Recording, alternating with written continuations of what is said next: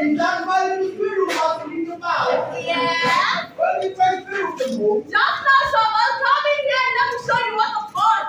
don't disturb me. What did you say? All these things are going to spend money. But someone, this year we may not build one. This year we need not economize. See, we can't be spending recklessly. We may be a wee bit reckless, someone. Just a tiny wee bit. At the end of the year, you earn a big salary and nothing just of money. Yes, after the New Year. And by the time it will be a whole quarter for the salary is due. Ooh, The same little brother here. Now suppose now I borrow £10 today, and then we spend it on Christmas, and then on New Year's Eve, as late that's what it is. still, suppose that happens. What then? If that was to happen, I shouldn't care whether we bought money or not. And what about the people who are dancing? Then I shouldn't know who they were. That is like a woman. But seriously, Nora, you know what I think about that? No debt, no economy. There can be no life or beauty in a home like that depends on debt and economy. We two have kept on the straight road so far, and we shall continue on that same straight road for the short and longer that there needs be any struggle. As you please, someone. Come, come. My little skylark must not look for me. What is this? Is my little skylark out of temper? Nora. Nora. Nora. You know what I don't know what Nora is. 10 shillings, about 2 pounds. Oh, thank you, someone. This will keep me going for a really long time. It must. Now come, let me show you what I've got and all the cheap. Here is a new suit and a sword for Iva, a horse and a trumpet for Bob, a doll and a dolly bracelet for Amy. They're also playing bad children. I also bought bracelets and handkerchiefs for the ladies, who are unought to have them. And what is this? No. You mustn't see that until this evening. Very well. Now tell me, you extravagant person, what would you like for yourself? For myself, I really don't want anything. But you must tell me something reasonable, something that you would particularly like for yourself. I really don't anything unless if you really want to give me something, you might. Well, out with it. You might give me money, Chopper.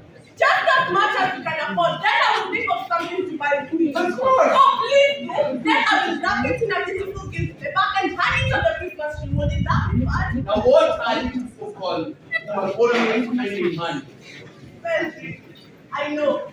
Okay, Thomas, let us do a quick list. And that will give me enough time to think of what I'm most important of. That is a sensible idea. Yes, that is to say, if you were to really save off the money that I gave you, and to really buy something for yourself. But if you spend it all on housekeeping and other number of unnecessary things, I really have to pay up again. But Thomas! You can't deny it, my dear.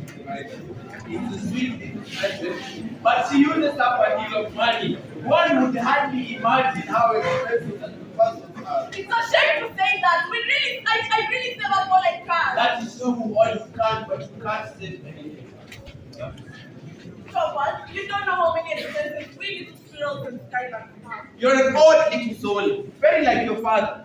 You always find new ways of squeezing money out of me, and as soon as you have it, it melts in your hand. You never know where it has gone, but one must take it as it are. For it is true, Nora, one can inherit. I really wish I had most of Papa's money. And I wouldn't have wished you to be anything but just what you are. Why should we do it this kind? But I must say, it strikes me that you look rather, what should I say, rather uneasy. Right? Yeah, you do really. Look, such a bit. Well? Has Miss Fitchut been breaking rules in town today? No, Thomas. Hasn't No, sorry. No.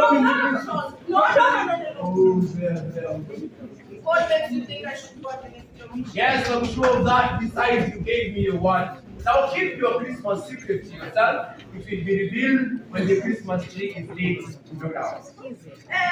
Thomas, did you remember to invite Dr. Ram? No, but some of course will be coming to dinner too. I shall do it then. Nora, you can't know how much I've been waiting for this evening, and I have ordered some good wine. And how wonderfully lucky the children will enjoy themselves. Yes, it's nice to know that one everyone has a safe appointment and a big enough income. Like, It's wonderful. now remember last Christmas?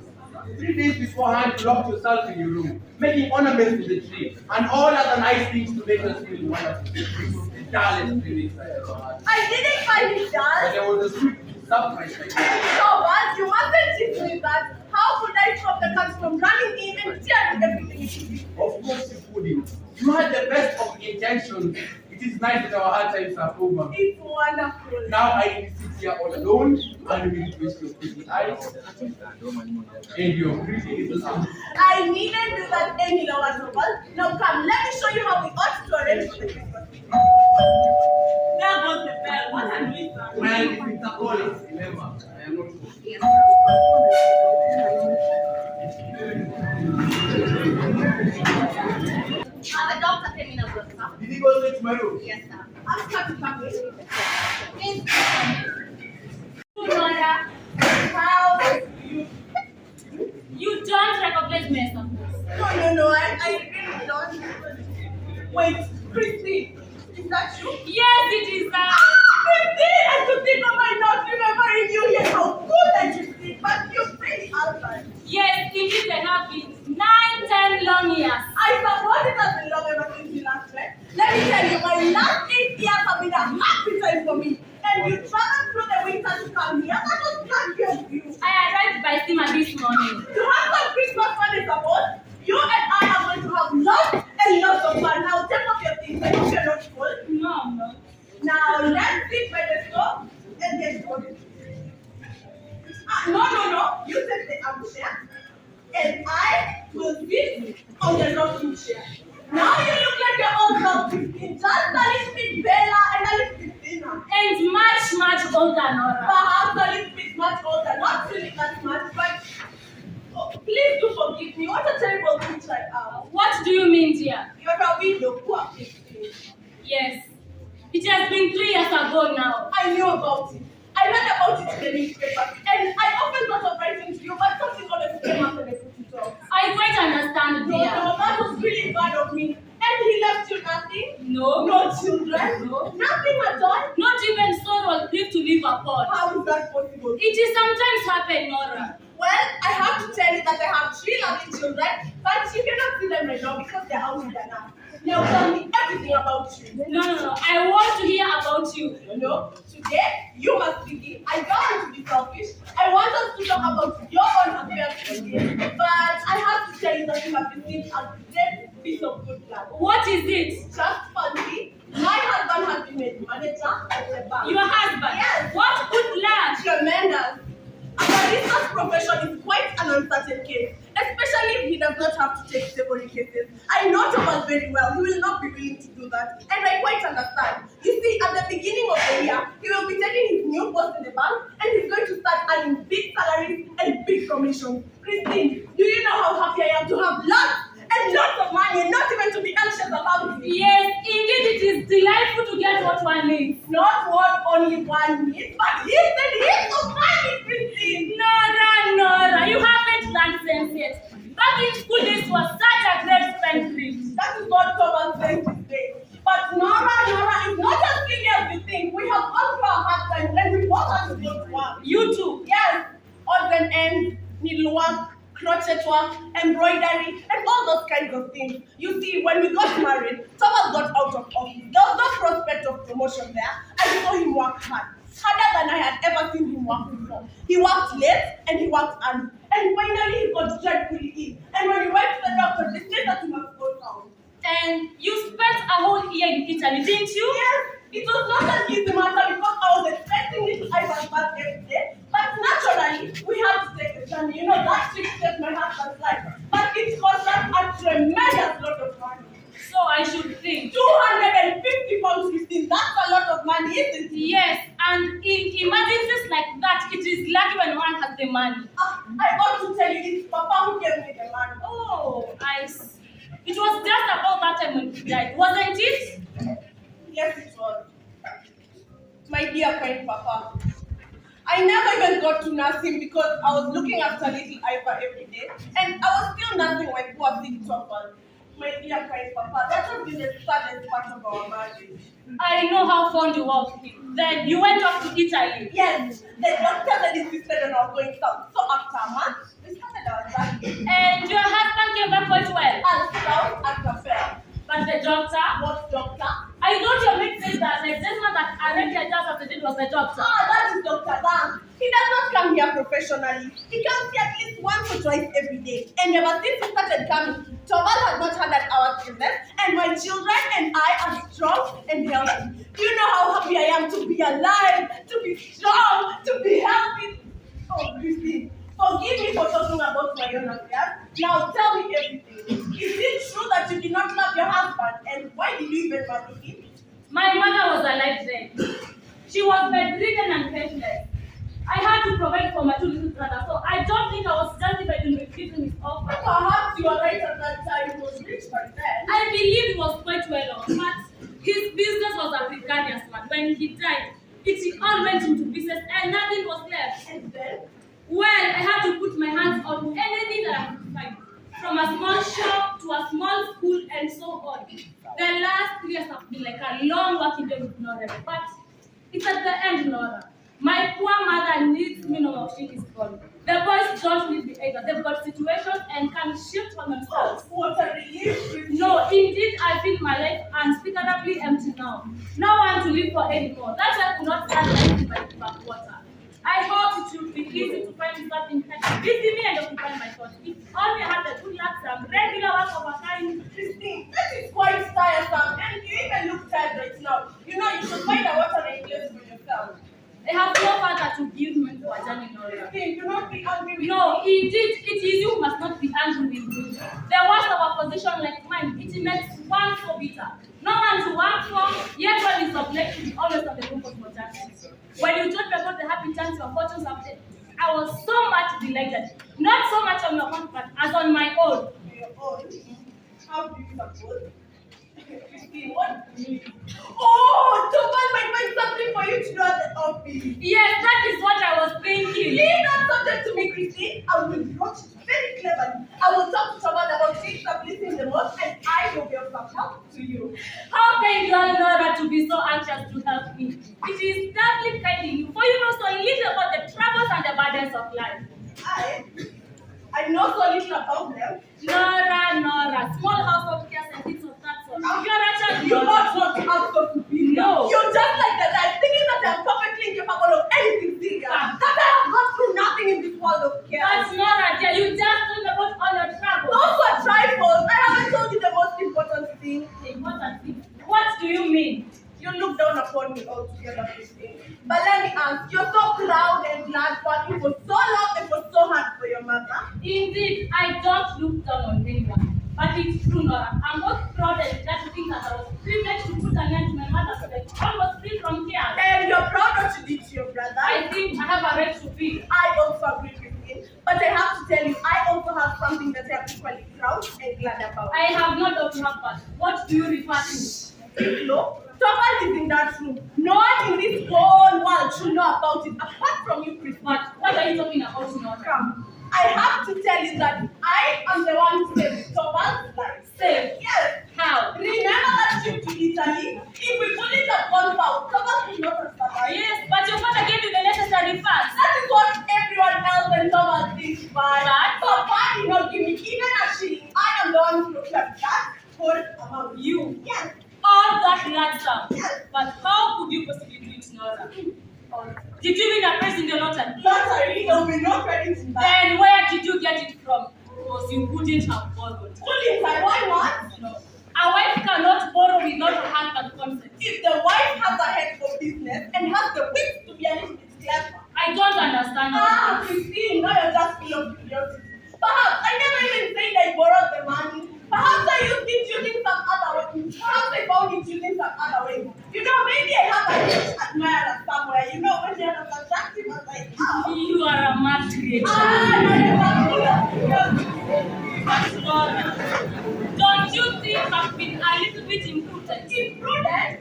Imprudent? Is it imprudent to save your own husband's life? Well, it seems imprudent to me. We don't have knowledge to ask other men for money. Good heavens, Christine. It is to me that the doctor came and told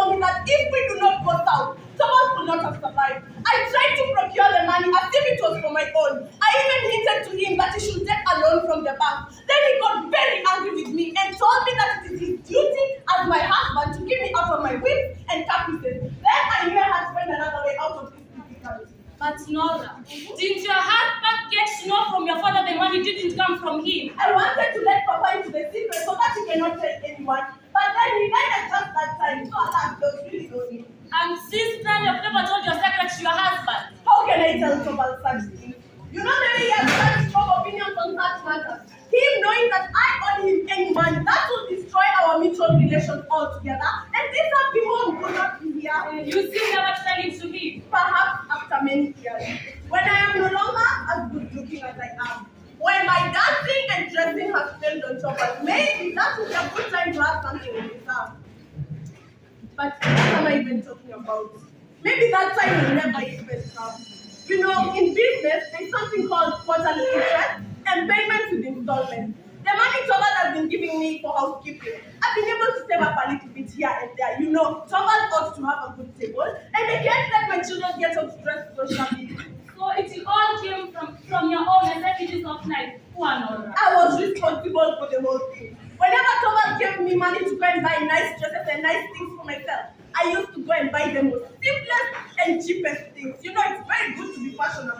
Quite so. So I had to find another way out of this difficulty. Thank God I had a lot of coping to do. So many times I locked myself up in that room after late hours. It was very good working and earning, just like And how much have you been able to pay off in that way? Naturally, I can't tell you how much.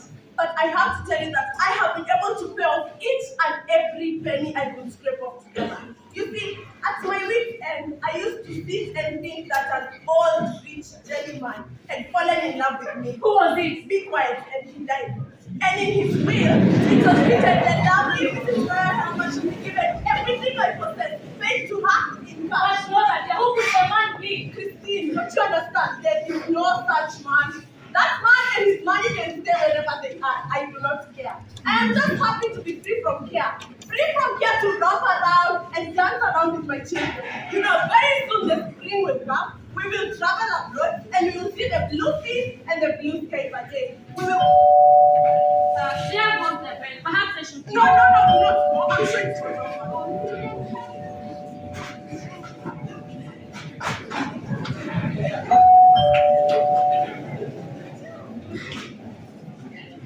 Excuse me, ma'am.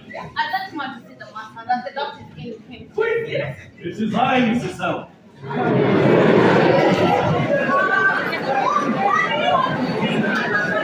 Well, my business in a way. I have a small post in the bank, and I hear your husband is to be our chief. Yes, that is it. Nothing but dry business matters. Absolutely nothing. Okay, be so kind as to go into the track.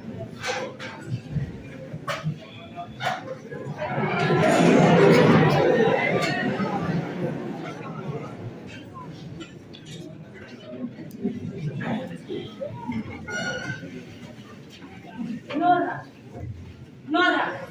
who was that man? A lawyer, let him Krogstad. So it really was him. Do you know the man? I used to. After one time he was solicitors here in our town. Yes, he was. He's greatly altered. He made a very unhappy marriage So he's a widower. with several children. And I hear he carried made a spend of businesses. Perhaps he doesn't. I do not know. Let us not talk about business. It's so tiresome. No, my dear fellows. Let us go into white or into white. I beg your pardon. I'm afraid of Mr. No, Dr. Ram. Come in, Dr. Ram. Dr. Ram, please. An open heart, Mrs. Lee being mentioned here. I think I'll just pass you down the stairs when I arrive, Mrs. Lee. Yes, Edward quite slowly. I cannot manage stairs well. Some slight internal weaknesses. No, the fact is I've been overworking myself. Nothing more than that. I suppose you're going to turn your means yourself to the entertainment. I came to look for work. That's a good deal forward. One must leave Dr. Ram. The general opinion seems to be that it is necessary. Look here, Dr. Rank. You know you want to leave. Certain. However rest I may feel, I want to prolong the agony as long as possible. All my patients are like that, and so as those who are morally diseased. One of them, a bad case too, that this very moment has Who is this? a lawyer by the name of Klockster. A fellow not at all. He suffers from moral disease character. Even began of talking of it dying in wonder that he should live. What did he want to speak to my husband about? I don't know, but I think it's something about the bank. Mr. Proctor has to do anything with the bank. Yes, he has some sort of appointment there. And Mrs. Lynn, I don't know whether you're found on a part of the world where certain people go seriously sneaking about to spell out some more corruption. When they find the person, they put the person into a lucrative position. Truly, healthy natures are little in the world. Yes, I still believe the sick are the one who need most taken care of. That is a statement that is turning society into a sick house.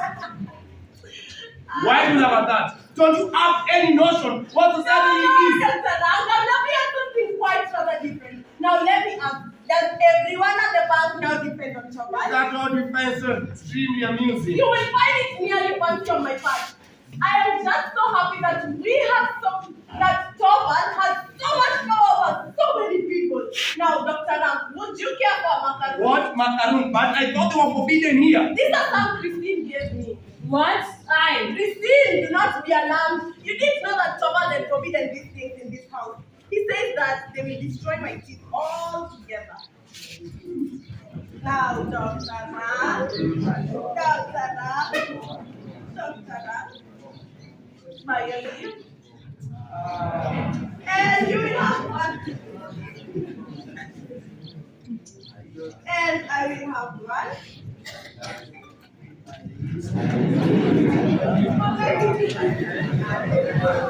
Now there is only one thing I'd love to say to Thomas. Well, what is it? There is only one thing I'd love to say to Thomas. Well, what can you say? I daren't say it. It's short. I'll advise you not to say, but with us, you can't even when Henrik can hear it. Well, I'd love to say I'm done. Nora, are you mad? Yeah, it is. Thomas, have you gotten rid of him? Yes, just go. Okay, come. Let me introduce you to someone. This is Christine. Listen, excuse me, but I don't know you. Christine lives, Thomas. Christine lives. Oh, yeah. As good friends of my wife, I presume. Yes, we have known each other since then. And Christine traveled through the winter to come here just to see you. What do you mean? You see, Christine is tremendously clever at bookkeeping, and she's very anxious to work under a clever man so as to perfect herself. A very sensible. Thank you. And when she heard that you had been made manager of the bank, she came here as quick as she could. Thomas, you'll be able to find something for her to do for me, won't you? Well, it is not altogether impossible. I presume you are a widow, Miss Lady. Yes. And you have some knowledge in bookkeeping. Yes, a fair amount.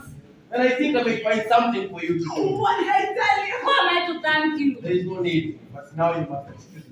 Wait a minute, I'll go with you. And Thomas, don't be long away. Just stand now and let's move. Mommy. Oh, they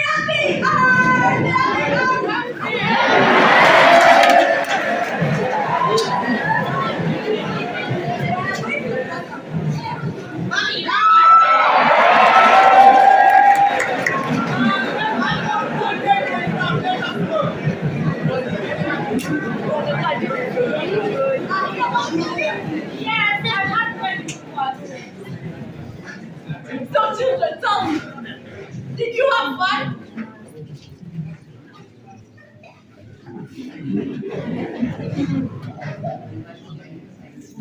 Mommy, Yes.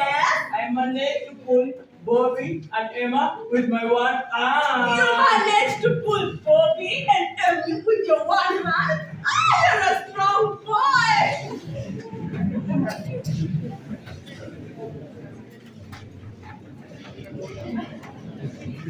Mommy, will you dance with me? I will also dance. And mommy went for snowballing. Snowballing? Yes. And then after that, was just by big dogs. Big dog? Yes, those big dogs. Those big dogs.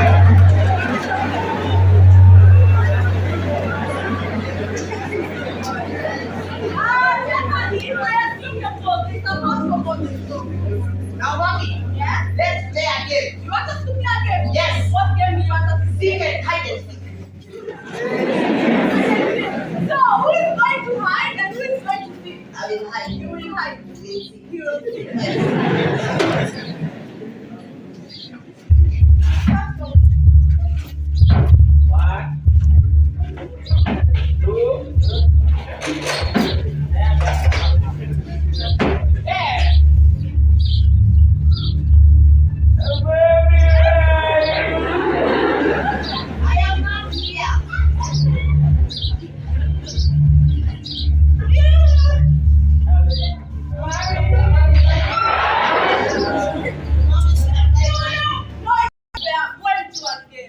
Excuse